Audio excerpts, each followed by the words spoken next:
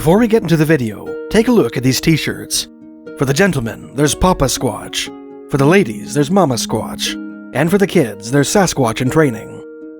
For a limited time, these shirts will be available only on mysteriesofcanada.com for $29 Canadian, or about $21 US. To get a closer look at this rare and elusive apparel, and support this channel in the process, please check out the link in the description. With the exception of a lone article in the Ottawa Journal describing the capture of George Baudet, a homeless veteran of both the Imperial Russian and Imperial German armies, who roamed the woods outside Aylmer, Ontario, following in the footsteps of another vagabond who had haunted the area 13 years earlier. The next spate of Wildman stories to grace Canadian papers revolved around the wreck of an iron-hulled passenger steamer called the SS Valencia. This hapless vessel, which perished in what British Columbian historian T.W. Patterson described as a wreck unparalleled in terms of human tragedy, of sheer unadulterated horror, has an interesting history which may be worth retelling here.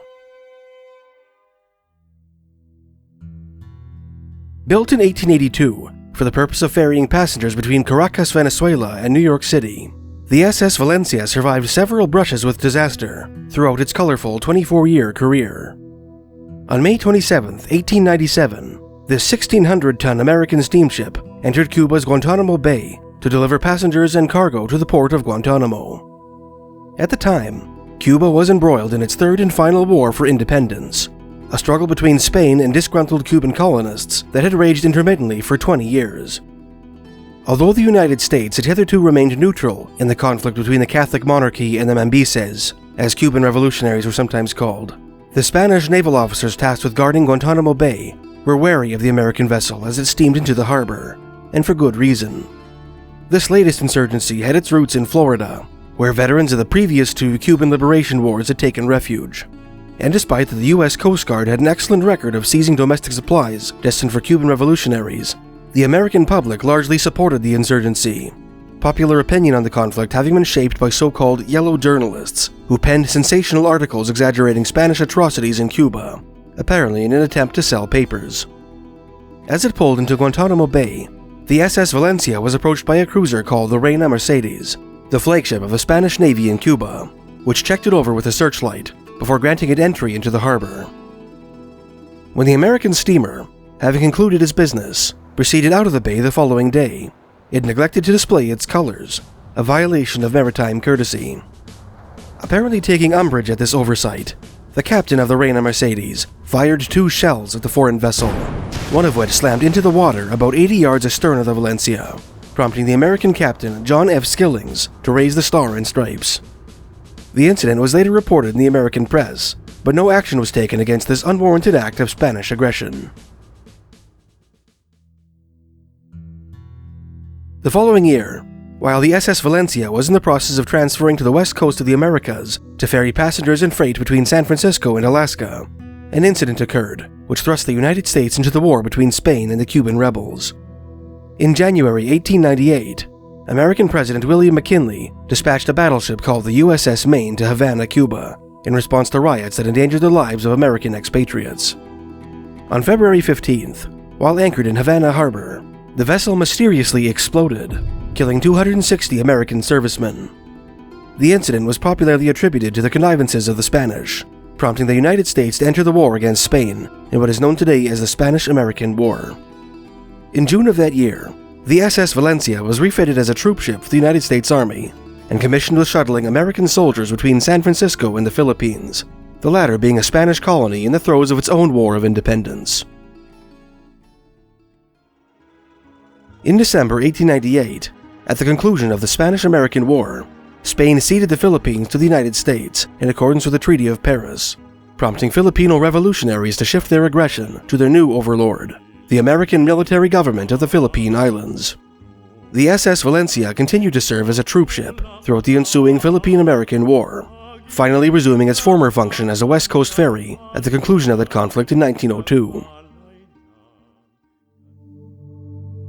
Despite emerging from 2 back-to-back wars unscathed, the SS Valencia had a rough transition to peacetime duty. In 1902, while returning from a voyage to Valdez, Alaska, the Valencia collided with another steamer off Seattle, Washington, sustaining damage to its iron exterior. 3 years later, she ran aground in the harbor of St. Michael, Alaska, but was set afloat again with the assistance of a tugboat. In January 1906, the Valencia was tasked with ferrying passengers from San Francisco to Seattle, necessitating a journey through the Strait of Juan de Fuca and down Puget Sound. En route, the steamer was beset by a storm off the coast of Northern California, which impeded navigation.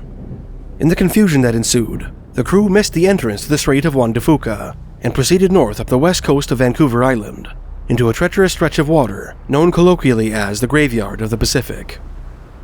On January 22nd, just before midnight, the SS Valencia struck a reef off Cape Beale, the eastern edge of Barkley Sound, which furrows the southwestern end of Vancouver Island. Hoping to ground the vessel before it foundered, the Valencia's captain, Oscar Johnson, impaled the craft on sea rocks about 90 meters from an endless stretch of 100-foot-tall cliffs that comprise the shore, known today as the Valencia Bluffs.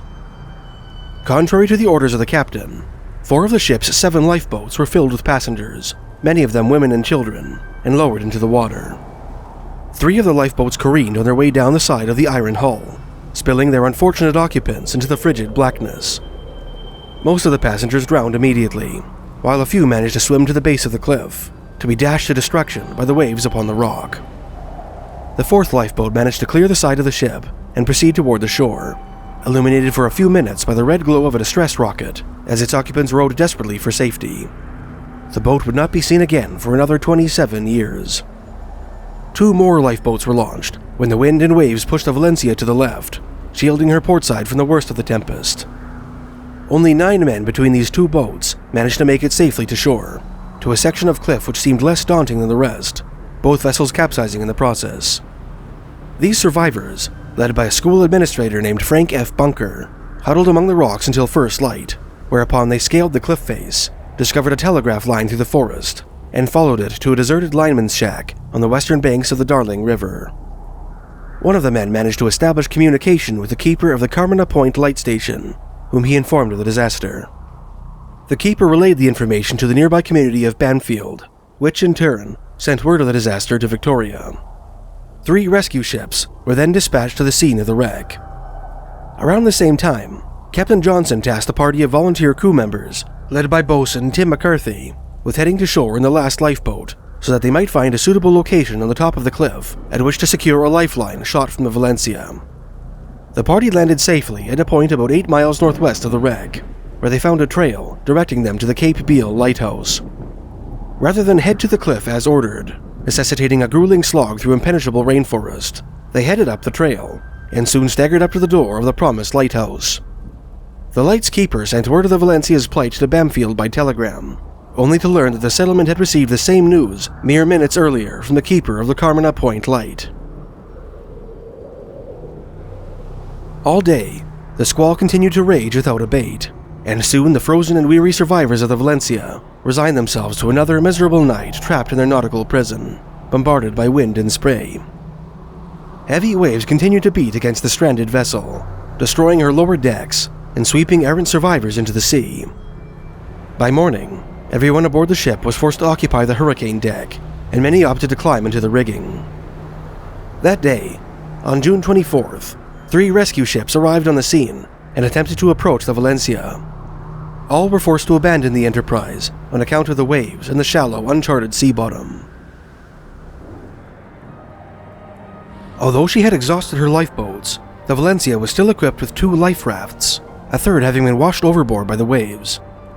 10 men piled into one of these flimsy crafts and proceeded over the rough water, hoping to be picked up by a rescue boat. The remaining crew urged the surviving women and children to avail themselves of the second life raft, declaring that it might constitute their last opportunity for rescue. Believing that the storm would soon let up, however, they refused to board. 18 more men then committed themselves to the second life raft, paddling with oars and fragments of wreckage in the turbulent wake of their predecessor.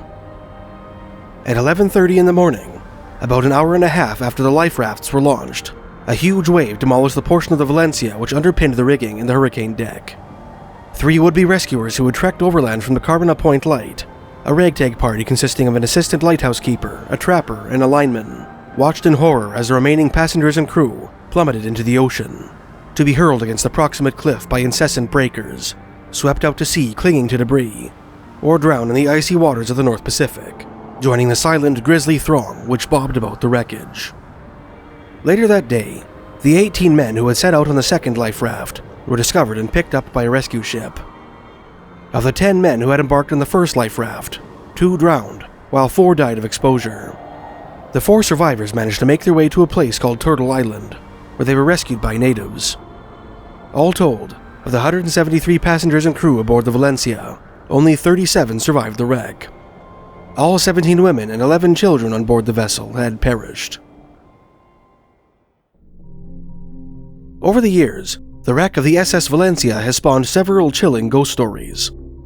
According to T.W. Patterson, in his 1983 book, British Columbia Shipwrecks, in the years succeeding the disaster, native fishermen in Barkley Sound sometimes encountered a lifeboat crewed by skeletons, rowing silently through the fog.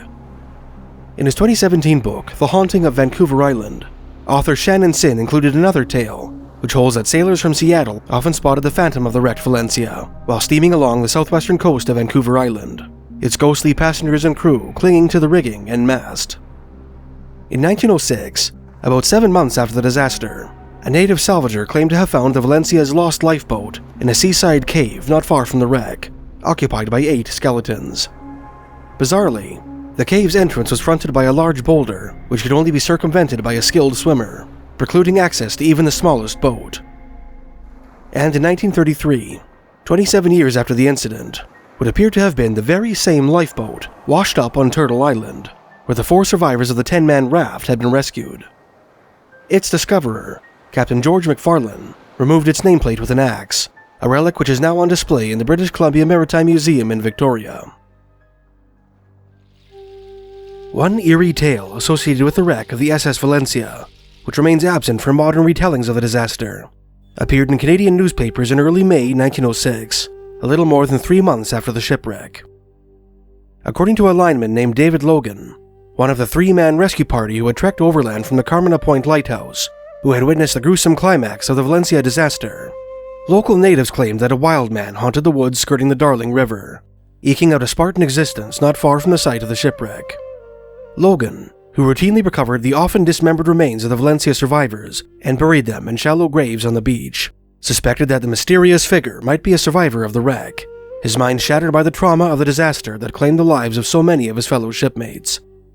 As an article for the May 4th, 1906 issue of the Vancouver Daily World put it, that a survivor of the wrecked steamer Valencia is living as an insane wildman in the woods near Darling Creek, subsisting on clams, roots, berries, etc., found in the thick woods near the scene of the disaster to the Pacific Coast Steamship Company's vessel last January, is the startling report brought to David Logan, lineman at Clouse, by Indians. Different Indians have brought in the same story after journeying over the trail near the scene of the wreck, and the lineman has started out with a companion to investigate the startling tale of the natives, says the colonist. It is 3 months since the Valencia was wrecked, and after a complement of 154 persons, 15 reached the Vancouver Island coast, and a score of others were rescued from life rafts. If another unfortunate reached the shore with his mind wrecked as a result of the hardships incident to the disaster, it seems improbable that he would live so long under the conditions reported. But the tale so oft told by the Indians is thought by those residents in the vicinity to be worthy of investigation. It will be remembered that Mr. Bunker, in telling of his landing on the beach after being overturned from a boat in the breakers, told of a man who had suffered grievous injuries to his face and head by contact with the rocks, and was sitting on the beach gibbering insanely. The survivors left him there and started over the trail to seek succor at the telegraph huts at Darling Creek. Nothing more was heard of this man. It is hardly probable that this unfortunate, who was severely injured, would survive so long. The Indians tell of hearing shouting, shrieking, and loud crying by what they have classed as a wild man. It may be, of course, that the natives have heard the noise of a panther or other animals, but they deny this and state it was the crying of a human being that they had heard. Indians of the district have been badly frightened by the reported presence of the insane man, who, they say, frequents the vicinity of Darling Creek, near the mouth of which is a good clam beach, and in whose valley there are many berries and roots. In the winter months, though, one would think the woods would have furnished little sustenance. Collating the various reports brought by the Indians, Mr. Logan has decided to investigate, and has gone to Darling Creek with a companion for this purpose. If the reports made by the various Indians are found to be correct, Mr. Logan will report the existence of the unfortunate, and a party will be organized to capture the deranged man, so that he can be properly cared for. The findings of this expedition, to the best of this author's knowledge, were never made public.